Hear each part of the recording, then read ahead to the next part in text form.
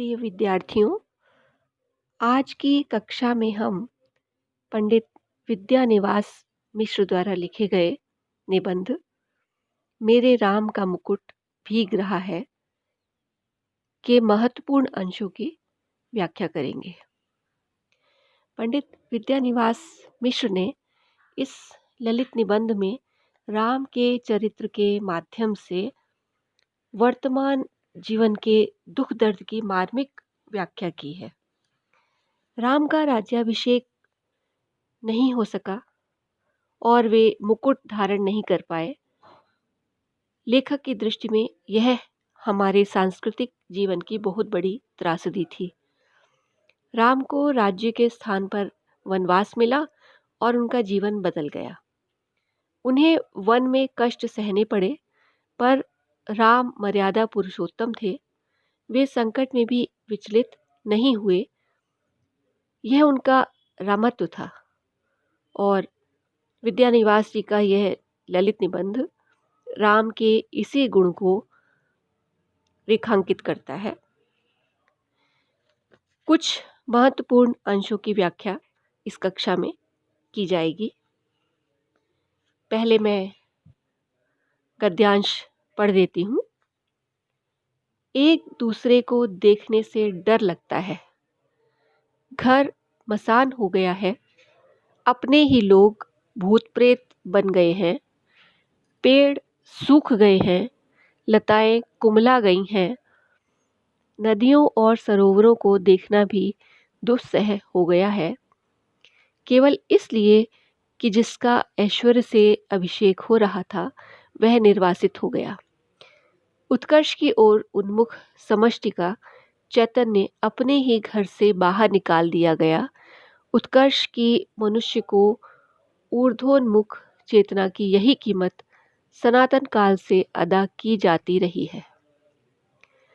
विद्यानिवास जी के इस ललित निबंध में इन पंक्तियों में लेखक राम के अयोध्या त्यागने की घड़ी में अयोध्या और अयोध्या वासियों के दुख, उनकी पीड़ा, इन सब का बड़े ही खिन्न मन से वर्णन करने के बाद उनके इस दुख का और माता कौशल्या का कारण बताते हैं। लेखक के अनुसार इन पंक्तियों में ये कहा गया है कि राम सभी अयोध्या वासियों को अत्यंत ही प्रिय थे। उनके राज्याभिषेक की घोषणा सुनकर सभी लोग, पूरी प्रजा बहुत ही प्रसन्न थी और उस मंगल वेला की बड़ी ही आतुरता से प्रतीक्षा कर रहे थे सभी लोग। पर जब प्रजाजनों को राम के राज्य तिलक के स्थान पर राम के वनवास की सूचना मिलती है तो लगता है कि जैसे वज्रपात हो गया हो। सभी प्रजाजन बहुत दुखी हो जाते हैं, व्याकुल हो जाते हैं और शोक के सागर में डूब जाते हैं। उस समय में अयोध्या में हर व्यक्ति एक दूसरे को देखकर डरने लगा है। उन सब में आपस में प्रेम भाव समाप्त हो गया है। अयोध्या के सारे घर खाली और शमशान से प्रतीत होने लगे हैं। ऐसे लग रहा था कि जैसे घर में रहने वाले व्यक्ति भूत प्रेत की तरह इधर उधर घूम रहे हों। वहाँ के आसपास के सभी पेड़ सूख गए थे।